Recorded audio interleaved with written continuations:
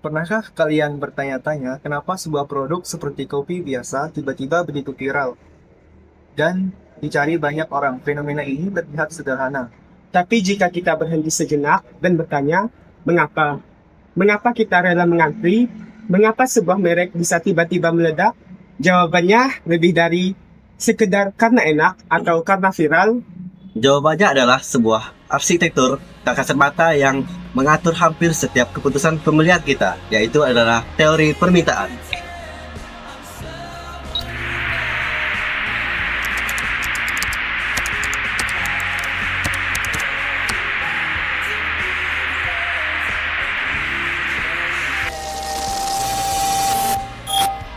Permintaan adalah jumlah barang atau jasa yang ingin dan mampu dibeli oleh konsumen pada berbagai tingkat harga dalam periode waktu tertentu.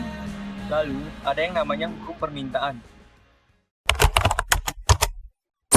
Ketika harga barang naik, jumlah yang diminta turun, dan sebaliknya, jika harga turun, jumlah yang diminta akan naik.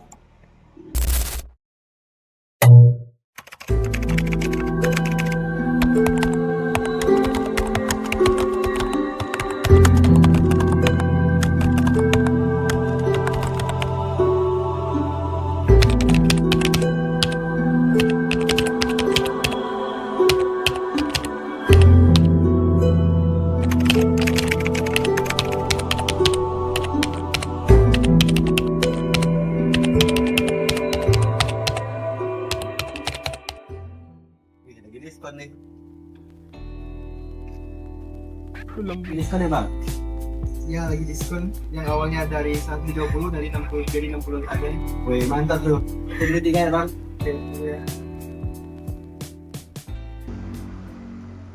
Lihat interaksi ini, tidak ada keraguan. Angka yang tadinya menjadi sebuah penghalang, kini menjadi pemantik. Diskon bukan cuma sekedar potongan harga, tetapi ia adalah sebuah intervensi yang mengubah kalkulasi di kepala konsumen. Pertanyaannya, yang awalnya kita berpikir, apakah ini layak? Seketika berubah menjadi, kenapa tidak beli lebih banyak?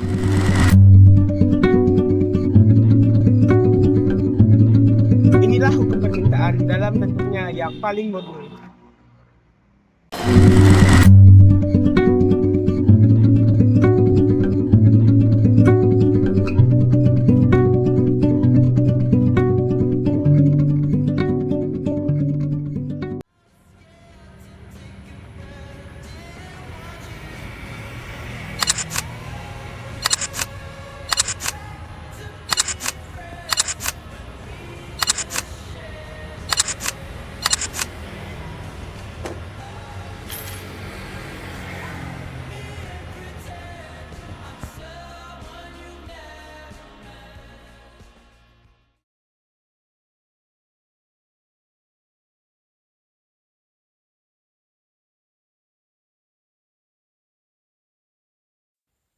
Tapi, jika hanya harga yang menjadi variabel, mengapa ada produk mahal yang tetap laku?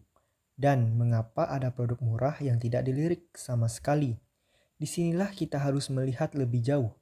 Permintaan sesungguhnya tidak hanya dibentuk oleh logika, tapi juga oleh faktor lain. Faktor yang pertama adalah selera. Ketika sesuatu menjadi tren, ia tidak lagi dijual sebagai produk, tetapi sebagai identitas. Dengan mengunggahnya di media sosial, kita tidak hanya meminum kopi, kita sedang melakukan afirmasi. Saya adalah bagian dari apa yang relevan saat ini. Kopi itu menjadi tiket masuk ke dalam sebuah percakapan budaya. Faktor kedua yang lebih personal adalah pendapatan. Setiap rupiah yang kita keluarkan adalah sebuah trade-off. Keputusan untuk membeli segelas kopi hari ini adalah keputusan untuk tidak membeli sesuatu yang lain di kemudian hari. Disinilah pertarungan antara keinginan sesaat dan keberlanjutan finansial terjadi di dalam kepala setiap individu.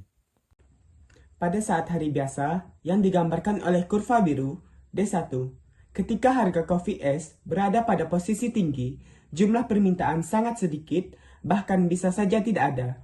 Namun ketika harga turun, jumlah permintaan meningkat.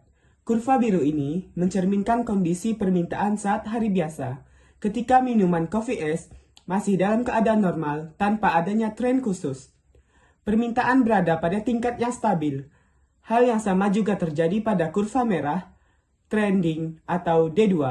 Hanya saja pada kondisi ini, permintaan lebih besar dibanding hari biasa. Itu artinya ketika kopi es sedang tren, walaupun harganya sama, konsumen cenderung membeli lebih banyak dibanding saat normal. Kurva merah menunjukkan situasi ketika kopi es sedang viral di kalangan konsumen. Karena banyak orang ikut-ikutan dan permintaan meningkat, maka kurva permintaan bergeser ke kanan. Ini bukan lagi sekedar pergerakan di sepanjang kurva karena diskon, ini adalah penciptaan permintaan baru. Sebuah kasus di mana, bahkan jika harganya tetap sama, orang-orang akan tetap membelinya karena tekanan sosial dan validasi. Fenomena ikut-ikutan ternyata memiliki dampak ekonomi yang sangat nyata dan terukur. Jadi, ketika kita melihat fenomena tadi, kita tidak hanya melihat segelas minuman, tetapi kita juga sedang menyaksikan sebuah orkestra yang kompleks antara harga dari barang itu sendiri, psikologi massa yang kita sebut sebagai selera, dan keterbatasan personal, atau bisa disebut sebagai pendapatan. Hukum permintaan juga mengajarkan kita bahwa kita adalah makhluk rasional yang merespon terhadap insentif harga. Namun, sebuah tren dan budaya populer menunjukkan bahwa rasionalis kita bisa kita tebus. Pergeseran kurva yang kita lihat tadi menjadi sebuah bukti bahwa keinginan bisa kita ciptakan dan realitas bisa kita rekayasa.